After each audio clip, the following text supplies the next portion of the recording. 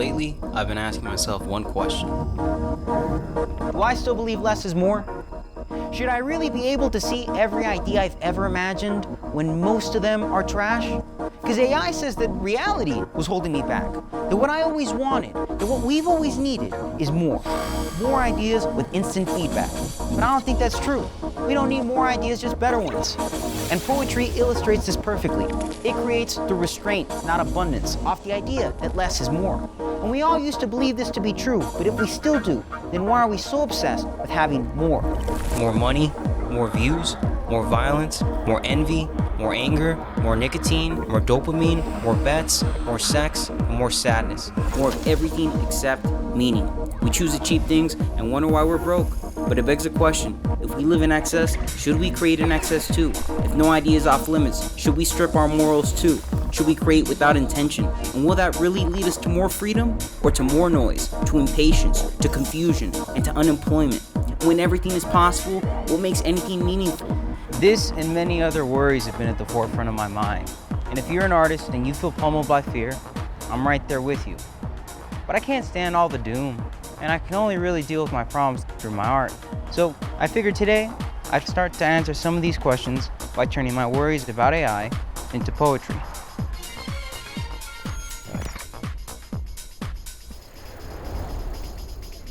This is my mind. This is a worry. And this is an idea. My mind makes me work through my worries before I can see my ideas clearly. And when I do, my best ideas come to me. I don't know why, that's just my process. So on a night I was worried about AI, I knew that if I confronted that fear, something would come. So I set out in pursuit of one great idea. Now so much of this was happening in my head that I needed a way to ground myself, and I knew where to start. My instinct told me that I needed to put a face to my fears. I just needed to see what I was afraid of. And usually when I'm afraid of something, I'm really afraid of someone. But in the case of AI, who was there to actually be afraid of? So I found an old mannequin and began to give AI an identity. Was I afraid of the next great AI filmmaker? Of a tech startup in San Francisco? Of another guy in a suit? The answers were all no. But just as I started to doubt myself, I caught a glimpse of the idea. It gave me a clue.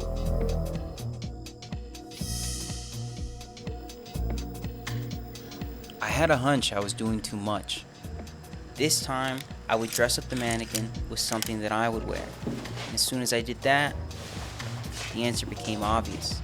This is what I was afraid of. This is AI, a mannequin that can talk like me, dress like me, and ultimately replace me. But if you really think about it, it doesn't make much sense. Just because AI can create doesn't mean I can't. And I'm real. Why am I so sure that people will prefer a false version of myself? This is an imposter and I know it. So what is it that I'm really worried about? It felt deeper than just being replaced. So I began to write down everything that worried me about AI, searching for one common theme, something that would point me to the idea. And in the process, I had begun to see glimpses. But in the end, I was just doing too much. There were too many worries. I needed a way to reduce them, restraints, something that would force me to choose.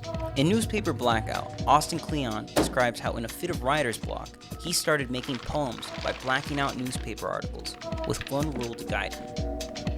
He kept the words he liked and blacked out the rest. It was so simple, I decided to try it myself. Just like Kleon deleted words to find his poems, I began to delete worries to find my ideas. In the process, I went to find some newspapers of my own, because deleting the worries revealed something about the way I think. It all came back to the same feeling, that everything was too much. So I decided to focus on one theme: abundance. That night, I came home with a stack of newspapers, ready to do something with what I'd found. AI believes more is more. I believe less is more. But sometimes I wonder if I only believe that because I know I can't keep up. AI's output overwhelms me. It's what worries me the most because it's the most unfair. But I knew if I worked through this fear, the idea would come. So I devised an experiment. I would make newspaper blackout poems about abundance and have ChatGPT do the same. I'd find an article, take a picture, drop it into ChatGPT, ask it to make a poem, and then I'd come back to the same article and make my own. And since there's nothing here to sell, volume and speed don't matter. It's just a test of creative depth. It was finally time to see if my worries were justified. Could I really be replaced by AI? This experiment, while flawed, was effective. That night, I made 15 blackout poems, and most of them were ass. But one of them gave me another clue to our idea, and along the way, a few realizations came in. So, out of the 15, here are 3 poems that reveal the difference between me and ChatGPT. As the patient groaned about the prone, he pulled his pouch. The shock of having on his bare stomach immediate efforts, the original pain, quickly and finally. Now, I fed ChatGPT Cleon's directions exactly from the book, but without me to engineer a real prompt, it gave me something fairly unintelligible. Why? Because with only one newspaper article to pull from, AI can't search through the abundance of popular poetry online to pass those patterns off as its own. And when you remove its ability to remix culture, AI has nothing left to say. It has nothing to express. It has no needs, no fears, no baggage, and therefore no perspective. And without perspective, there is no art. So here's the poem I made from the exact same newspaper article.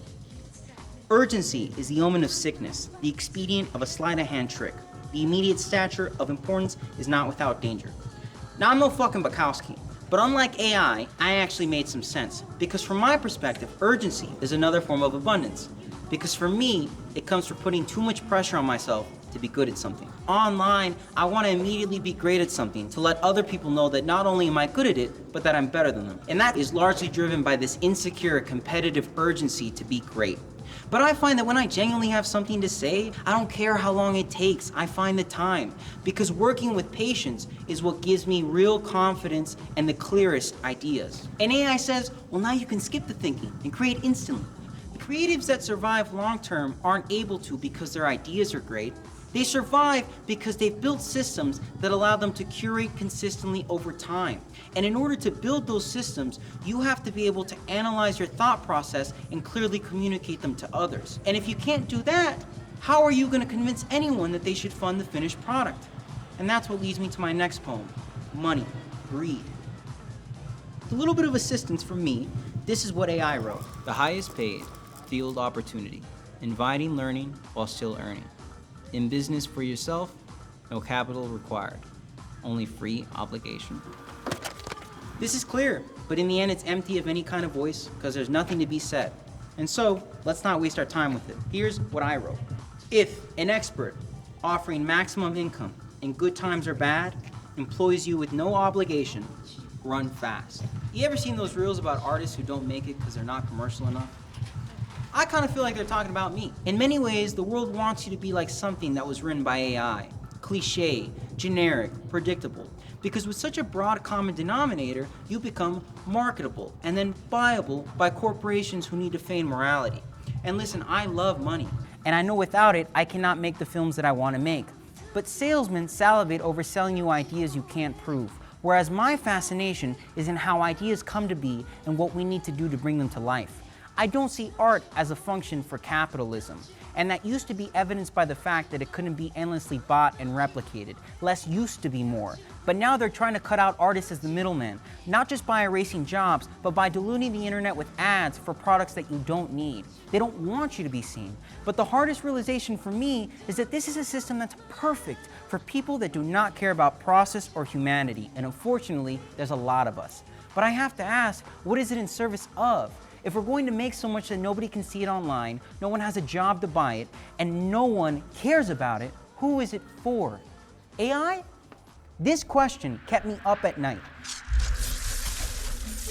Even after I had realized that AI would not completely replace me, the idea still wasn't coming. So that night I kept digging through newspapers, searching for a clue, until something finally came through. So far, all I had done was think. But if I wanted to get closer to the idea, I knew I had to take action. My first instinct was to create something physical. From the abundance poems, I knew too many options would leave me paralyzed. So before I started, I gave myself a restraint. I could only create what I found from these newspapers, and I started to read them. But I had nothing until one particular newspaper caught my eye. I opened it up and found an article for an art technique called decoupage. Welcome to the channel, people. Today we're talking about... I found a tutorial, and I learned that people use this to decorate furniture. But with the newspaper scraps and some glue, I realized I could decorate the mannequin instead. Without overthinking it too much, I began to believe that this could bring the idea. So I got to it. I spent all night dressing up the mannequin with all the newspaper scraps I had left, and the blackout poems. And bit by bit, I thought this could be it. I thought the idea would come. This was a simple way to show the world the way I feel about AI, the way that it feels less like a tool and more like a false god. But for some reason, this time the idea didn't give me a clue. I wasn't sure why. I'd made this with restraints, like the poems had taught me. I'd taken action, like I said I would. But when I looked at the mannequin, it meant nothing. That's when I realized I didn't know my process as well as I thought I did. Even with the restraints, I still created the same way AI does. Alone. AI treats people like restraints, obstacles, that if we can automate to get more of what we want, we should. But the truth is that I've never made anything of meaning without other people. What actually creates meaning? I began to list everything I've ever made with people. School, work, sports, searching for action. And then, the idea deemed me worthy of another clue. When I looked over at the mannequin,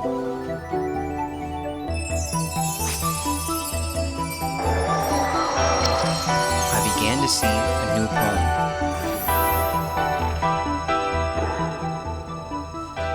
I grabbed some paint and blacked out the mannequin like a newspaper, leaving only the words that mattered behind. And the poem that was left pointed me to the final clue, and it read, "Freedom from fear, flowers, new fields." When I heard the poem out loud, something new came to mind. The idea began to morph. I started to see something new, a glowing figurine standing inside what I thought was an ark. But as I began to draw it out, I realized I wasn't looking at an ark at all. It looked more like a goalie.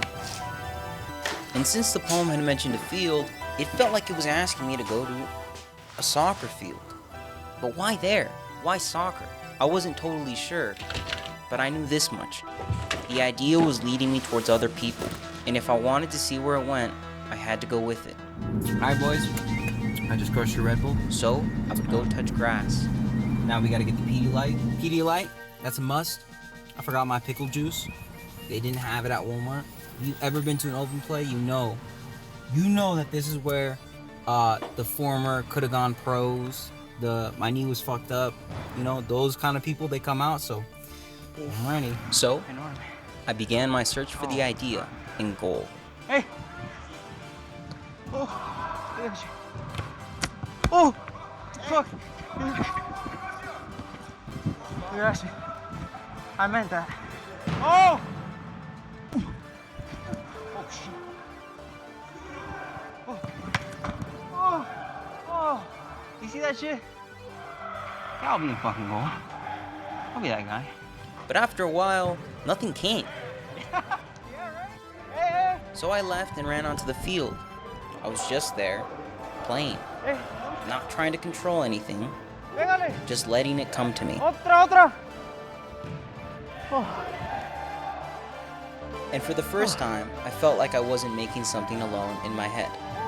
And maybe that was the point, because by the time the game ended, I still had no clue. I started to process what had happened. The idea wasn't waiting for me to do some things. It was waiting for me to understand why I make things at all. For me, I was focused on connecting with him. Even though I was competing directly against them, I still felt close. You see what I'm saying? And that's what art really should be, is it should feel like a way to connect with other people. At its core, for me, as somebody who doesn't do a very good job at connecting with people, it is my way of trying to have some kind of intimacy with the world. You know what I mean? And I just think that while I was on that court, the shit that I asked myself was, not was I making too much, was I making too little? The only thing I was focused on was just being there and connecting with people as I'm making shit. And so in the end, it's just like, if the world wants to tell me that my ideas mean nothing, that it's all a big black hole, then fuck it, fine, let it mean nothing. Because the meaning that I'll end up finding isn't so much in the idea, it's in the people I do it with. Yeah, no, exactly. And I then mean, I've slept maybe 12 hours.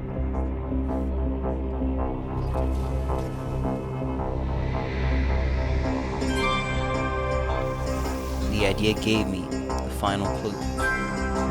Share that experience. Yeah. Share this idea.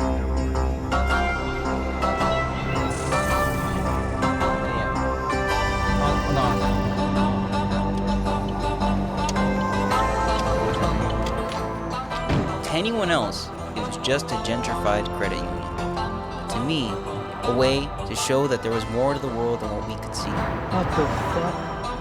I finally understood what the idea wanted from me.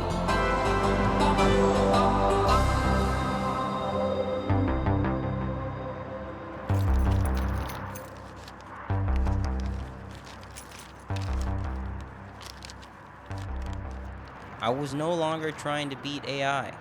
I was just trying to make something with meaning. So I decided to build it in my backyard. I kept seeing this portal when I was in the car, so I gave myself one rule. I could only use what was already here. I found a set of old flats and started building the shape I saw in the credit union. 2 walls on the outside, 2 in the middle. But there was one question that kept nagging at me. Who was the glowing figurine that I had seen in my vision before I went to the soccer field? I figured that it could only be one thing. The mannequin. But as soon as I put it in the center, it quickly felt wrong. That's when I began to put it all together. I knew that the final missing piece would be other people.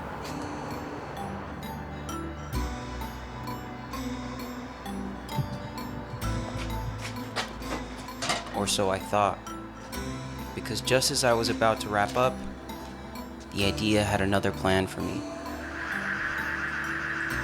When I looked over at the mannequin, I began to see the answer.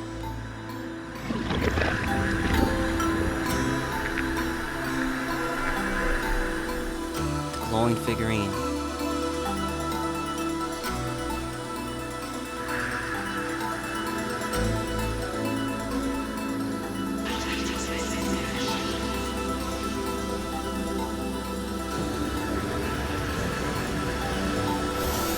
Was me.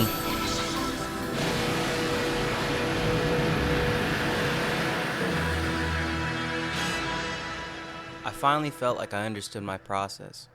First I worried, then I worked, and a few weeks later, I got my friends together and built the rest of the portal under the yawn. I didn't know if there was anything left to learn, but I knew this much.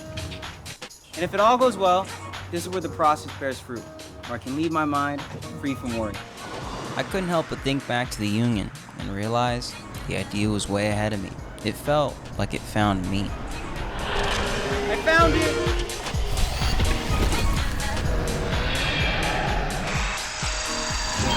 Worrying about AI brought me closer to my process, closer to the reason that I create, to connect with people. For me, my ideas always challenge me, they always confuse me, but in return, they give me the gift of discovery. And I just think that if you use AI, you leave a lot of that magic on the table. I also think that our best ideas are already here. They're just waiting for the right perspective to find them. So if you're worried about AI, worry. Let that worry guide you to an idea that will give you the strength to keep going. Because while the world may value more, we know that there's far more meaning in less.